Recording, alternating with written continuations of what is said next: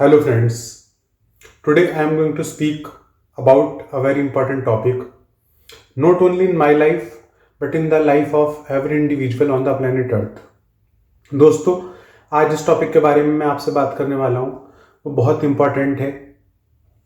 Medical professionals या तो उस टॉपिक के बारे में बात नहीं करते हैं क्योंकि वो उसके बारे में जानते नहीं हैं, या फिर वो उस टॉपिक को बहुत ज़्यादा रिवील नहीं करना चाहते। तो आज जिस टॉपिक के बारे में आपसे बात करने वाला हूँ that is known as NLP. NLP को कुछ लोग समझते हैं कि natural language processing. Natural language processing एक टेक्निकल वर्ड है and this word belongs to IT industry. But मैं जिस टॉपिक की बात कर रहा हूँ that is neuro linguistic programming. Neuro linguistic programming, और ये एक मेडिकल टर्म है। Neuro means brain, linguistic means our tongue, our language, and programming. So you can understand by its name that the connection between our tongue, our language and our brain.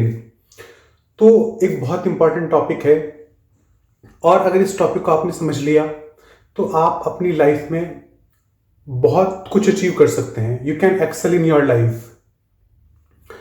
तो सबसे पहले मैं आपको NLP के थोड़ा history के बारे में बताना चाहूँगा कि ये वर्ड कहाँ से आया और कैसे ये आज बहुत सारी इंडस्ट्रीज में, like education industry, medical industry and health care industry and relationship as well as in sales, हर जगह आज ये वर्ड यूज हो रहा है।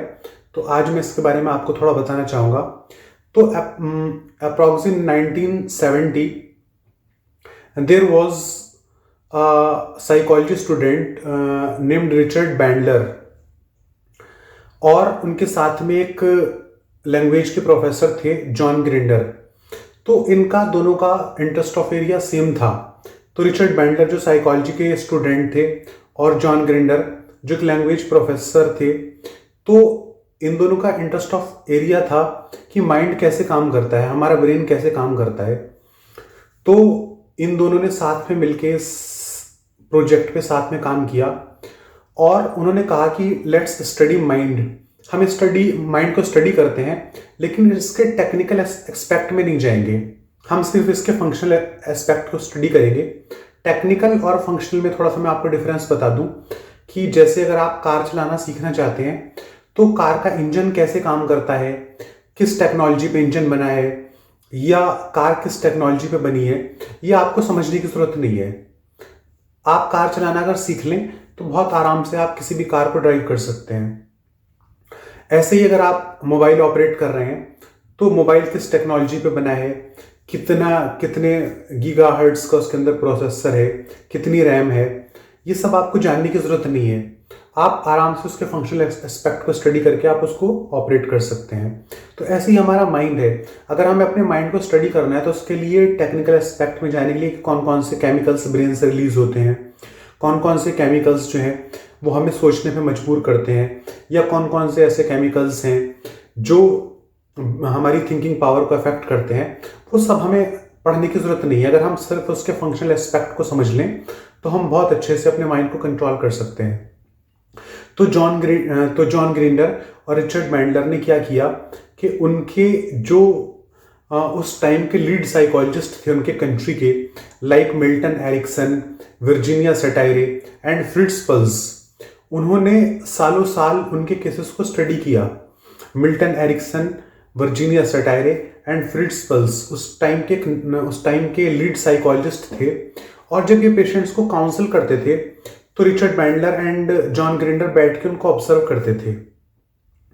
और सालों की स्टडी के बाद, हजारों केसेस को स्टडी करने के बाद रिचर्ड बैंडलर और जॉन ग्रिंडर ने ये पाया कि जो माइंड का काम करने का तरीका है बहुत सिंपल है और कोई भी इंसान उसको सीख सकता है और उससे फायदा उठा सकता है। तो एक्चुअली साइकोलॉजिस्ट करते क्या है, सबसे पहले मैं आपको ये बता दूं कि साइकोलॉजिस्ट क्या करते हैं। तो अगर कोई भी इंसान जो है वो एडिक्शन में है किसी, यानी किसी को किसी नशे की लत है, तो वो साइकोलॉजिस्ट के पास जाता है। या फिर किसी इंसान को बहुत ज़्यादा गुस्सा आता है, मूड स्विंग्स होते हैं, तो वो इंसान जो है वो साइकोलॉजिस्ट के पास जाकर उसकी हेल्प ले सकता है। या फिर अगर किसी इंसान की रिलेशनशिप में बहुत ज़्यादा प्रॉब्लम है, रिलेशनशिप मैनेजमेंट के लिए वो साइकोलॉजिस्ट के पास जा सकता है। या फिर किसी इंसान के अंदर अगर बहुत ज़्यादा कॉन्फिडेंस की कमी है, लैक ऑफ कॉन्फिडेंस है, तो वो साइकोलॉजिस्ट की मदद से अपने कॉन्फिडेंस को बिल्ड कर सकता है। या फिर अगर किसी इंसान को फोबियाज है या किसी चीज़ से डर लगता है, तो वो इंसान जो है वो किसी साइकोलॉजिस्ट से कंसल्ट करके उसकी मोटिवेशनल काउंसलिंग ले सकता है और अपने फोबियाज को दूर कर सकता है। तो बेसिकली साइकोलॉजिस्ट जो है वो addiction counselling, anger management, relationship counselling and confidence building, phobias removing, इन सब फील्ड्स में काम करते हैं। तो Richard Bandler and John Grinder ने सालों साल अपने कंट्री के लीड साइकोलॉजिस्ट, अमेरिका के लीड साइकोलॉजिस्ट को स्टडी किया और उसके बाद उन्होंने बताया कि माइंड का जो फंक्शनल एस्पेक्ट है वो बहुत सिंपल है, कोई भी इंसान उसको सीख सकता है। और उन केसेस को स्टडी करने के बाद उन्होंने जो रिजल्ट निकाला, तो एक पूरी रिसर्च और उसके कुछ बहुत इंपॉर्टेंट एस्पेक्ट्स उन्होंने बताए और उसका नाम रखा NLP, that is neuro linguistic programming. आज NLP जो है वो एजुकेशन में काम आ रही है, बिजनेस में काम आ रही है, हेल्थ में काम आ रही है, सेल्स में काम आ रही है और रिलेशनशिप काउंसलिंग में NLP बहुत हेल्प करती है। तो अगर मैं समझता हूँ कोई भी इंसान इन 5 एस्पेक्ट्स में कामयाब हो जाए तो अपनी ज़िंदगी में बहुत कुछ अचीव कर सकता है। NLP बेसिकली करती क्या है कि कोई भी इंसान जो NLP की ट्रेनिंग लेता है उससे पहले उसके माइंड में जो क्वेश्चंस चल रहे होते हैं कि why, most of the times हमारे हर प्रॉब्लम की जड़ होती है वाई, ऐसा क्यों हुआ, मुझे उसने ऐसा क्यों कहा, या वो हमेशा मुझसे नाराज क्यों रहता है, मेरा बॉस मुझ पर ट्रस्ट क्यों नहीं करता। तो बेसिकली हमारी सारी प्रॉब्लम्स की जड़ होती है वाई। लेकिन NLP सीखने के बाद और NLP में ट्रेनिंग लेने के बाद ये जो वाई है ये हमारा ऑटोमेटिकली हाउ में कन्वर्ट हो जाता है। हाउ यानी कैसे, यानी हम प्रॉब्लम ओरिएंटेड थिंकिंग से हटके सॉल्यूशन ओरिएंटेड थिंकिंग की तरफ चले जाते हैं।